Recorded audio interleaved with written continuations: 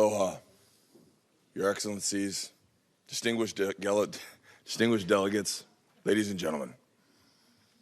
Today I stand before you as a singular representative of all island nations. I am honored to represent those who continue to fight as stewards of this planet. As a native Hawaiian, born to a mother from Iowa, I have seen how one place can be oblivious to another. The issues facing an island can feel so far removed from that place that is landlocked in the middle of our country. However, with a foothold in two worlds, I quickly began to see how a problem for one will soon become a problem for all. As a human family, through innovation and creativity, we have elevated ourselves and perceivably stand as the most powerful beings on earth. Yet our ego, our fear, and our relentless drive for profits have made us the only species willing to force disharmony with the natural balance of our world. We are the living consequence of forgotten traditions. We suffer a collective amnesia of a truth that was once understood, the truth that to cause irreversible damage to the earth is to bring the same unto ourselves. But our sun is also violent and volatile, and becoming more dangerous as it ages. It will get hotter and thousands of times brighter. Evaporate away our oceans, melt the surface of our planet, and make any life on Earth impossible. We, the island nations, and all coastal communities are the front lines in this environmental crisis.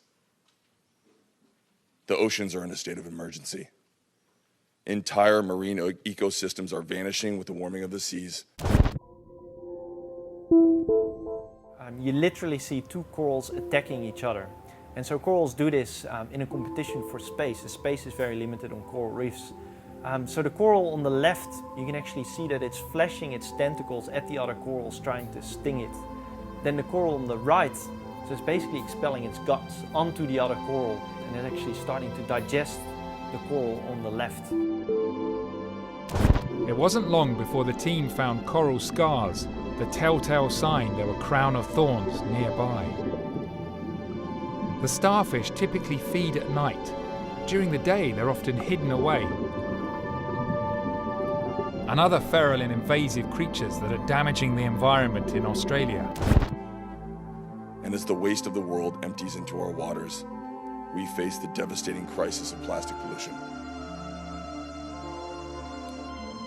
We are a disease that is infecting our planet. From the atmosphere to the abyssal zone, we are polluted. It is a known fact that the great garbage patch floating in the Pacific is larger than the country of France. Even at the depths of the Mariana Trench, we are discovering nanoplastics. And shockingly, there are more plastic particles in the ocean than the stars in the Milky Way. It is shameful.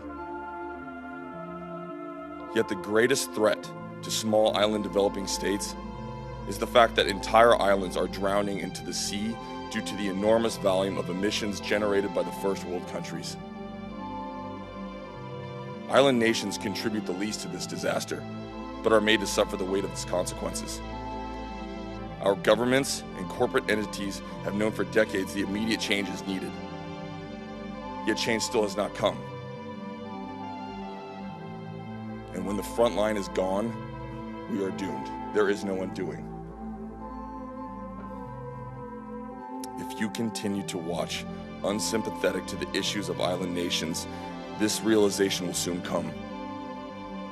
That you stood by and witnessed the world cross the critical tipping point, ushering the death of our planet. Since its birth 4.5 billion years ago, its brightness has risen by 30%. And scientists predict that it'll get even hotter, evaporating our oceans, melting the surface of the Earth, and ending life as we know it. 69 of the 100 richest entities in the world are corporations. They are not governments. Obviously, it is not naive to believe that one does not influence the other. But we are watching, and the people will hold our governments and corporate powers accountable for the destruction we are allowing to our environment. 3 years ago in Paris, the world stood united and vowed to keep the Earth below 1.5 degrees of warming. We pledged to hold ourselves to a higher standard and to do what is right. I'm standing here today because I'm ashamed, and not all of our leaders wanted disagreement. Delegates, I ask you now, do we still stand in unity for this cause? Do you intend to honor the commitments for betterment of mankind? Or will you continue to chase short-term profits above our children's basic human rights to live on this earth? Change cannot come in 2050 or 2030 or even 2025. The change must come today. This must be one of the squelchiest of habitats. Mangrove swamps, they're lush, muddy, and there's water everywhere, as far from a desert as you could imagine. But believe it or not, this will one day become the Sahara. I'm on the site of what will become Cairo. And if I stood here for 36 million years, the Egyptians would come and start building pyramids on my head. The Eocene is the beginning of the time of mammals. We can no longer afford the luxury of half-assing it as we willingly force ourselves beyond the threshold of no return. As a human species, we need the earth to survive. But make no mistake, the earth doesn't need us. Our story begins 60,000 years ago.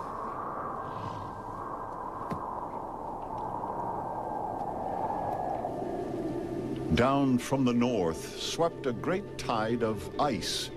From the pole as far south as Poland, it stretched in an unbroken mass for more than 6,000 miles.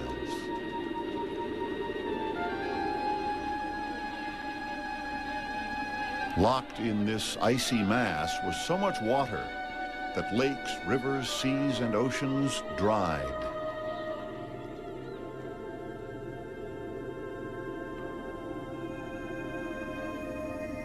Mountains were engulfed and the landscape buried over a mile deep. The ice reshaped the face of Europe.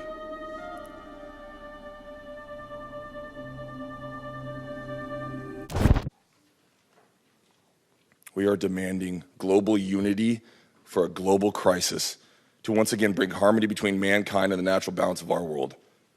We must right the wrongs we have done against our children and grandchildren because we are gifting them with a world that suffers from our irresponsible stewardship. I leave you with an island proverb that states, He va'a, he moku. He moku, he va'a. These words teach us that all land, no matter how big or small, floats on the ocean like a canoe in the middle of the sea.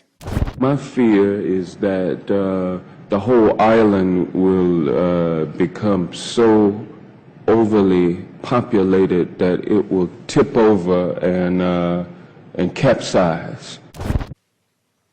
And that our planet is nothing more than an island floating amongst an ocean of stars.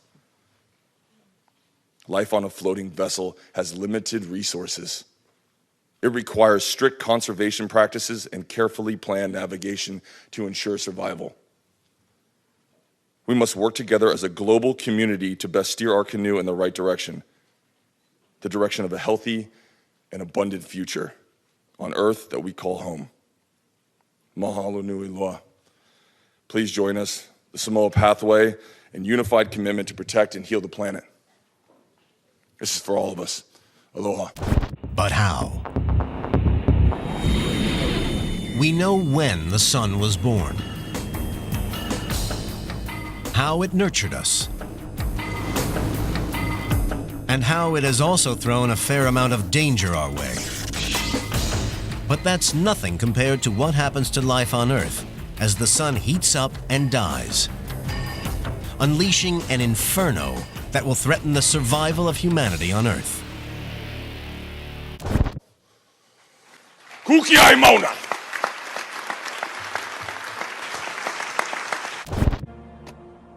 You know, all in all, I had a good life. What do you say the three of us grab a six-pack and watch the universe end? Hear, hear. That's basically what I do every day. To the end of the universe.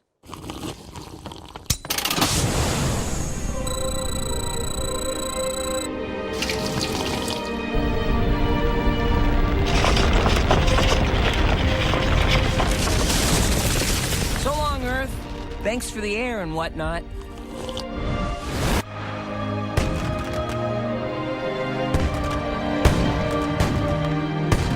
Whoa.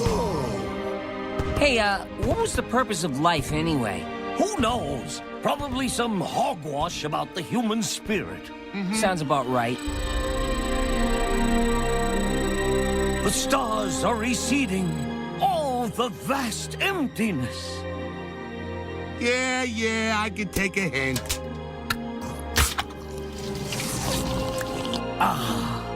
The last proton should be decaying about now. Bye, last proton. And here we are, the end of the universe.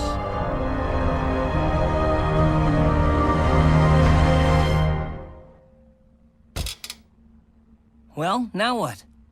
You guys want to talk? No thanks.